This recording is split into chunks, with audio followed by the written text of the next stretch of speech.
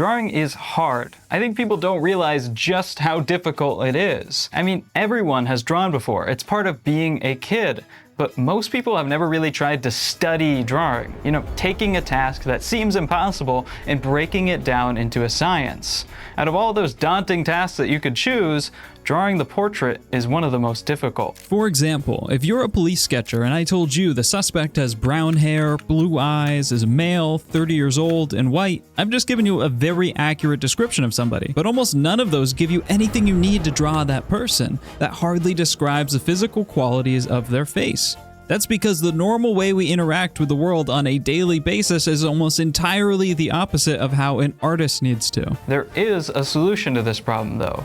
Only it's not something that I can exactly just tell you. I'll only show you how I arrived at it and hope that you can find it yourself. Lately I've been feeling like I suck at drawing, or that I'm just not as good as everyone else, and I want to be better. Hey Jake, isn't that called imposter syndrome? No, I don't have any sort of syndrome. I actually am the imposter. I'm sus, inventing, and I keep making mistakes, and I'm tired of it. Take this painting for an example. I actually like how the paint is handled. That's what it was. It was a painting demo. But if I want to humble myself, which is what we're doing today, I'll put it next to the reference by Ilya Repin, and things start to go pretty wrong pretty quickly. What we have is, in this reference photo, this head is tilted back. He's leaning and tucking his chin in, looking down, and this is a really difficult pose, whereas on mine, I've straightened that out, which is a really common beginner tendency in difficult poses to start correcting them to something easier. I mean, I have the angle of the center line down pretty well, but the features, they're sliding all over the place. I mean, if you look at this nose here, too, and the head, a little bit more. Oh, there's just way too much to learn. Okay, then where should we start? Well, I think it's always best to pretend like we're brand new to drawing. So I know this is going to cause me great pain, but...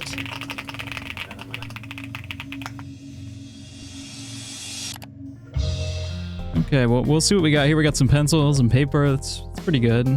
Oh, starting out with the ruler.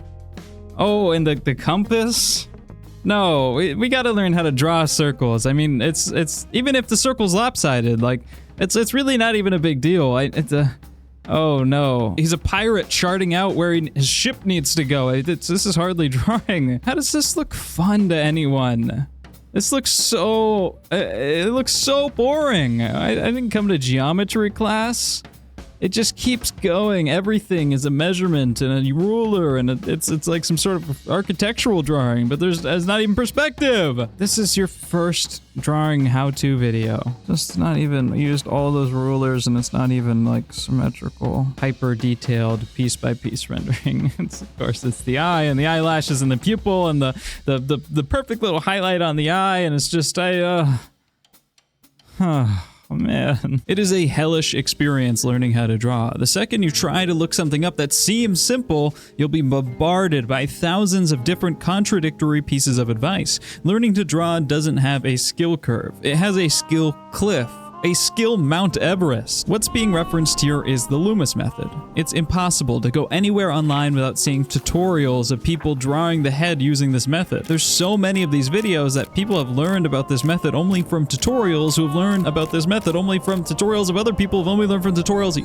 You get the point. The Loomis Method has become a human centipede of knowledge, so abstracted from its source that it's like the main character 16 seasons into your favorite sitcom. I'm gonna just skip these videos and just actually read the book. No, I don't mean just looking at the pictures, I mean literally reading the words in the book. Loomis gives us these steps.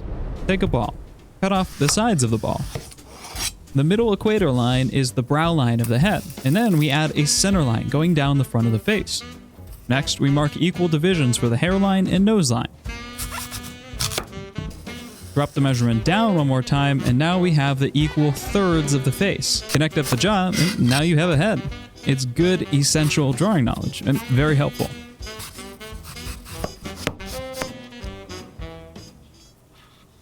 I suppose my first challenge, like I've recommended to my students countless times, is to sketch some exercises from the book. I'll practice rotating a ball with its thirds in many different directions. It's easy when everything is flat. Everything just matches up properly. But as the head begins to tilt away from us, these simple proportions stop being so simple. You realize a lot when you start drawing. Just because you understand the theory of something in your head doesn't mean you understand it at all on paper. Loomis doesn't really help us out that much either. When the head rotates upwards or to the sides, how much do these thirds get diminished? He does show some diagrams rotating the head, and he instructs you to do the same, but how? It's like your older brother telling you he wants to play video games with you, but then he gives you the terrible controller and proceeds to crush you for the next 30 minutes until you rage quit. On one hand, this book truly does have everything.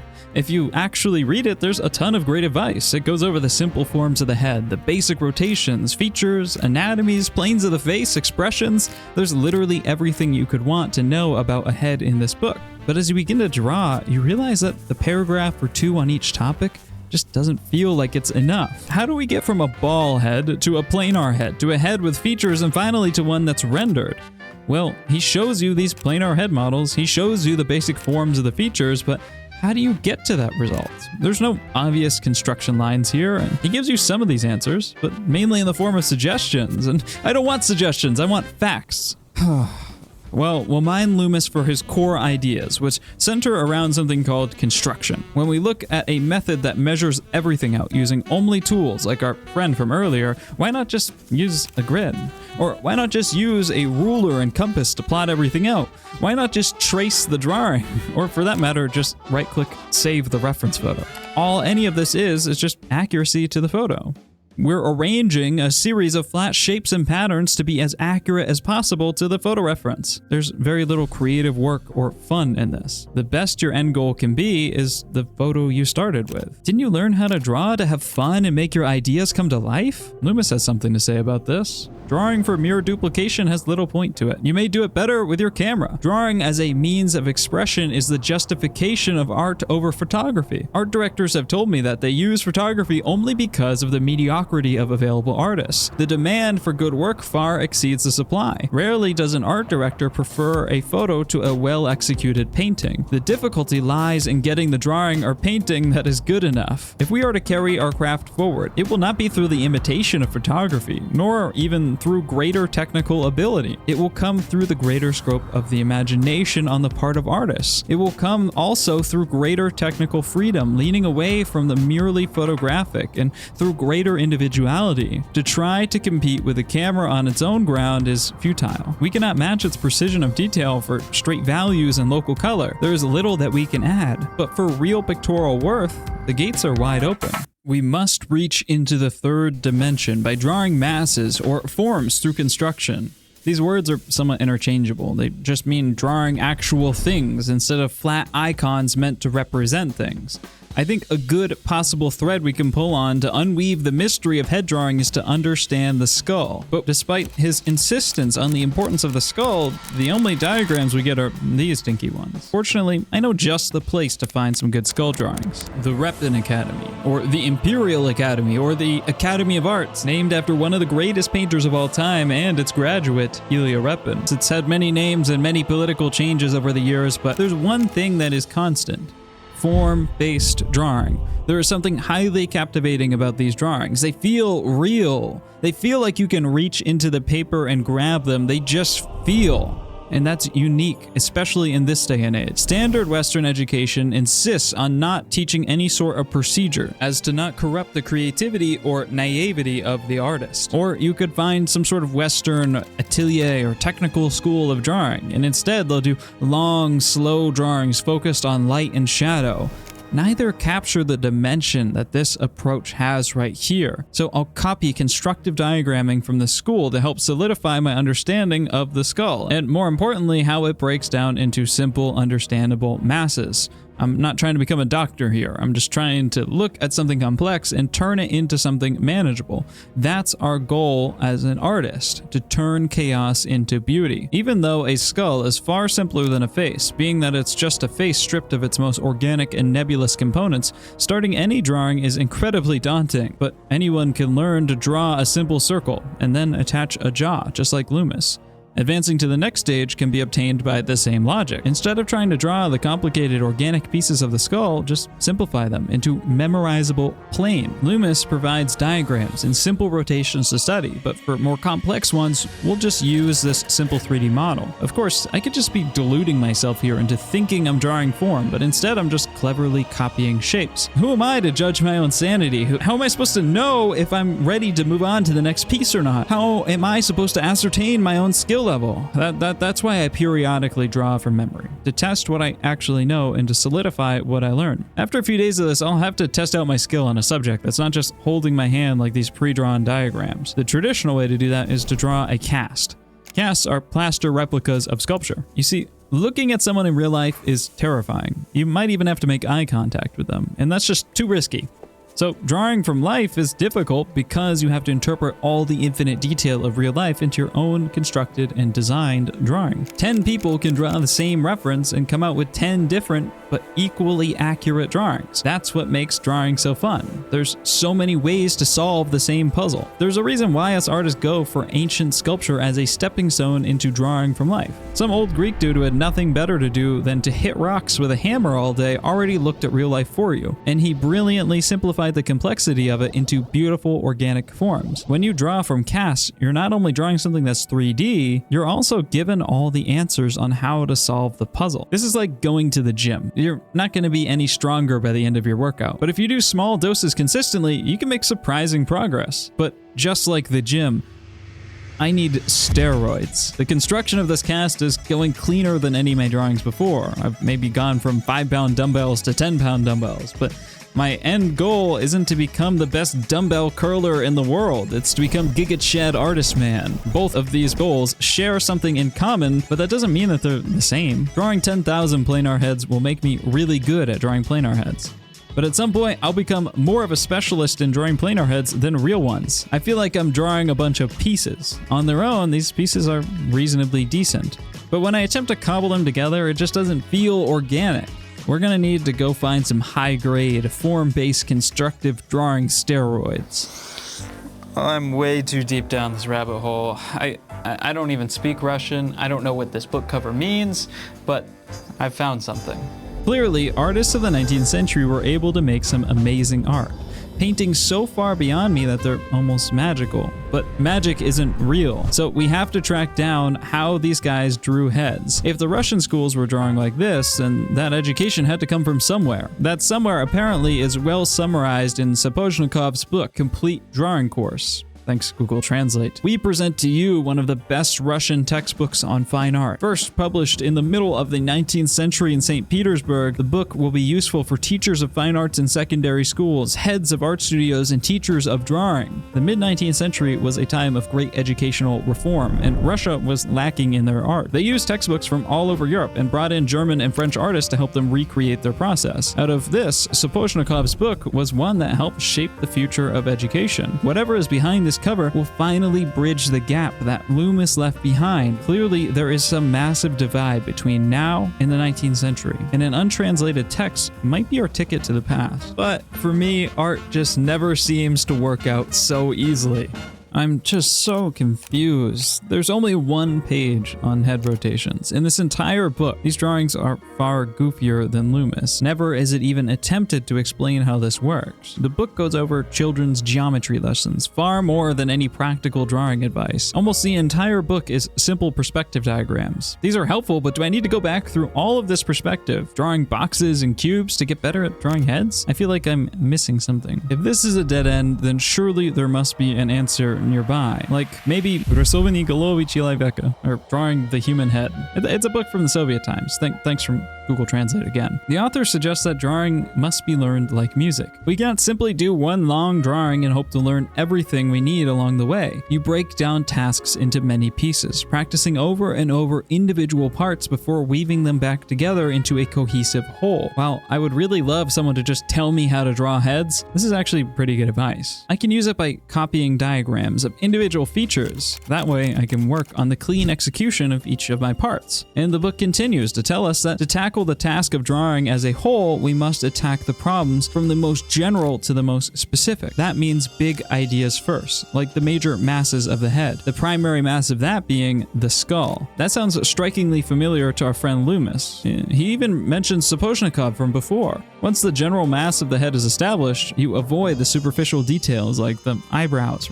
eyelashes, and instead start carving large planes, just like we practiced. I have to say that Loomis's diagrams were much clearer than these ones, though. If the artist does not comprehend and imagine the features of the shapes of the head but is limited only to his sensations and perceptions, then he will be forced to take the path of passively copying nature, sketching the appearance without a figurative representation. Meaning, if you don't understand what you're looking at, you're trapped into simply just reproducing what you see. But there's far more than what we see going on. You'll be turning eyes into hieroglyphs or forms into symbols.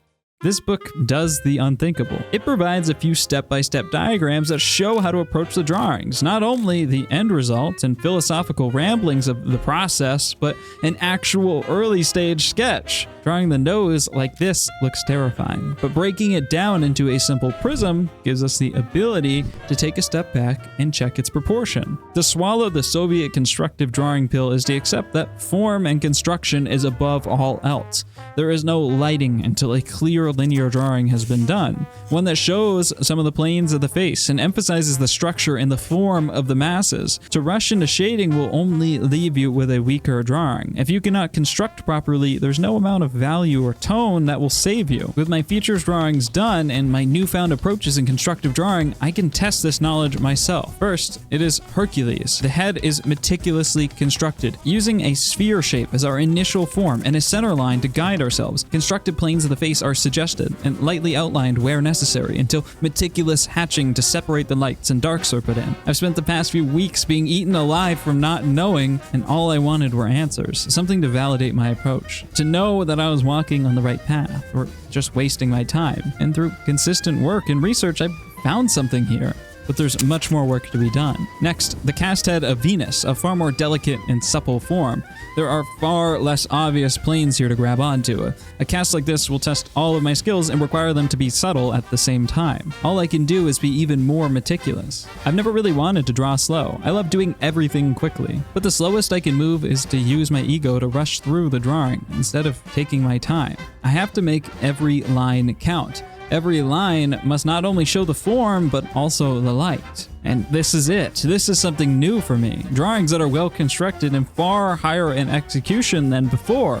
It's everything I've been looking for. With this new power, we have one goal left: to mog my Discord. I set a new challenge every 2 weeks for my community. This one is to draw from these photo references. They're 19th century photo references that display perfect, soft, delicate values. They're beautiful in form and in composition. It's the exact opposite of the hyper-realistic Breaking Bad Walter White drawings that fill the internet and show every crack and wrinkle on his face. So we'll start assembling this like any other drawing. The largest forms are placed, a center line to show the tilt of the head and provide a central axis for construction. Then large constructive forms on the face to generally get proportions down and show overall understanding of how the forms are interacting. After the proportions are triple checked at each stage, we start pushing these large forms into smaller, more detailed and characteristic forms by analyzing our reference. I don't want to make just a good drawing here. I want to make something that shows technical perfection, proper hatching in every mark, forms that feel so 3D that they pop out of the page, well-distributed values to attain the same subtleties of the original reference, but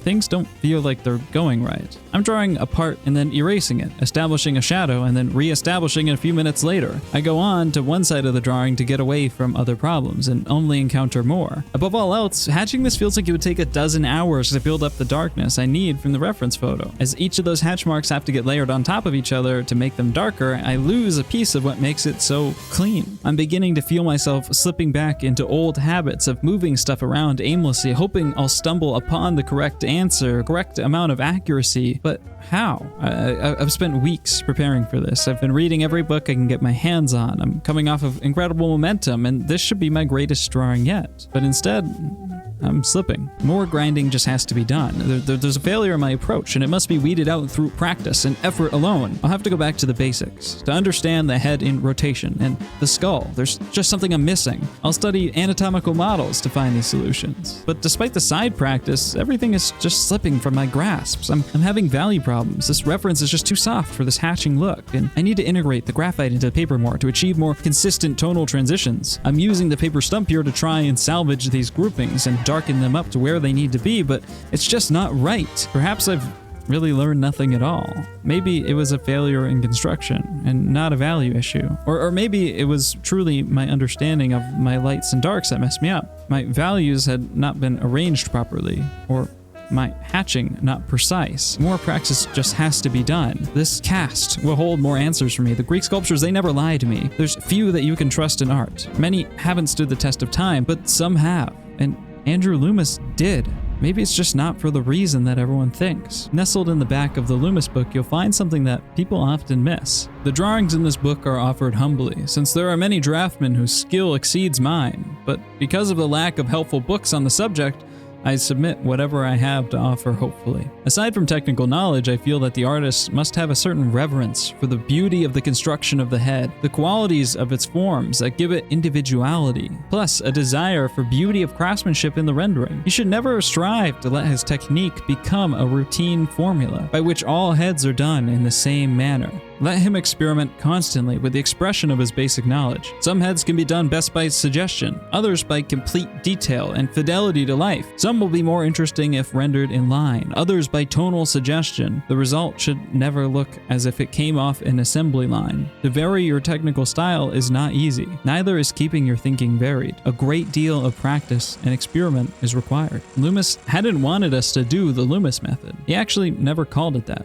And seems like he's far too humble. He says many far exceed him, just as he far exceeds me, and now I've found myself in somewhat of the same shoes as him. There is no dogma here. There's no method. There's nothing other than some suggestions at what helps you find your own solution. Loomis never offered a solution to me, yet I rifled through it sure that I could find one and came up dissatisfied when I didn't. Loomis simply answered some questions too clearly. He described his toolset too well. As students, we look for anything to grasp onto, because this stuff is really hard. If only we could find the perfect method or book to solve our issues, someone to grab our hand and show us the steps. There's a reason Loomis is so famous. He was one of the first to write a book so clear and so well formulated. But did people in the past just not know how to write? They certainly could draw a pretty good head and plenty of constructive diagrams exist, but why do these books not exist? I have something to propose to you. Maybe Loomis was first because the others before him didn't think writing a book like this would be a good idea. Stepping back to the 19th century, you'll find books like Richer's Artistic Anatomy. But again, it's full of boring drawings, just like Sapochnikov earlier. But here, its translator writes this: the style is deliberately subdued so that it may not prove infectious to the students. These, I feel, are matters of considerable importance. Students are deeply influenced by books on drawing, but they're seldom mature enough to judge the qualifications of the author, the accuracy of his statements, or the qualities of his style.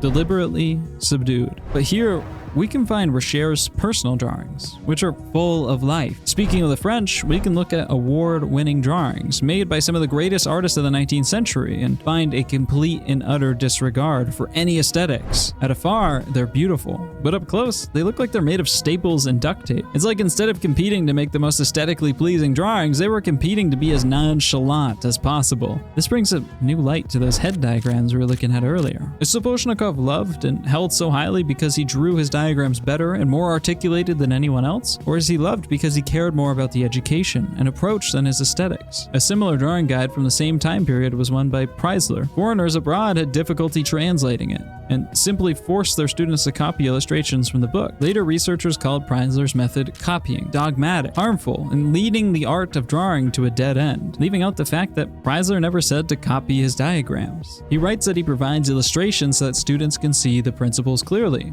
The only intention sent to the book was a fundamental set of skills that could be applied for students to use when they drew anything that they wanted to. When Sapochnikov spends an entire book showing basic lines and ways to see perspective, he has no intent of showing you how to draw, only to give you the tools necessary that you can figure it out on your own. These are guidelines for your own creativity. My eagerness to find the secret to make me miss what was most important in all of these books. Remember that question I asked you forever ago? Tell me if any images come to mind when I give you this new description. Two faces. A woman's in a cap, narrow, long like a cucumber, and a man's, wide like a Moldovan pumpkin. This description is far more abstract than the one prior, but I bet your mind is racing full of images. Loomis even has his own example of this. Suppose I speak of a man with a face as hard as flint. Sometimes using vague, abstract concepts is the best way to describe reality. Back to our Golovi book. It recommends achieving these stages of the cast drawing in only 30 to 50 minutes. And these lines aren't entirely precise like his later perfect finish. This rapid start is to spur you to make the right decisions at the beginning and to not get caught up in the details and architectural construction of the intersections of form when all you should be thinking about is the big picture, starting general and working towards specific. I've learned almost entirely how to draw off the internet over the past 5 or so years, and I've made every mistake, I've fallen into every trap or pitfall that you could possibly name. My solution when I ran into any problems was to just grind it out. If I work hard, I'll learn. And that was true. But looking back on it, a lot of the times I felt like I was just grinding it out. I was really just spinning my wheels into nothing. Now I'm 1 second away from telling you just do whatever you want. Whatever method helps you achieve your goal, that's best. But that also wouldn't be right. I mean, it's what the 19th century text would have you believe, but do whatever you want in the 19th century meant something different. They only had so many options, and they were coming off the back of an incredibly dogmatic 18th century world, so they had a lot of that knowledge already. We have the opposite problem. We don't thirst for more knowledge, we thirst for structure and organization. I don't want to make a prescription here. I can't say anything that hasn't already been said, but I know some of you won't be satisfied if I don't say something. And frankly, neither will I. So you should think of every drawing from general to specific. The 4 walls of the page should have the subject inside them in a generally pleasing way, not halfway off the page or too small or too large. You should understand that form is king. Your goal isn't to reproduce what you see, your goal is to recreate it from scratch. And this can only happen through a balance of learning new things and practicing on your own. Copying will only lead you to the photo that you started with, but drawing can create a reality greater than life. What you must do is to fall in love with the chase. Enjoy struggling, enjoy not knowing, and just enjoy the process of drawing, not only the result. As for this drawing, I dropped the ego. I picked up a 6B pencil and blending stumps, which are tools that are far more suited for this reference, and I did my best. You should do your best too. That's something that you can always be proud of.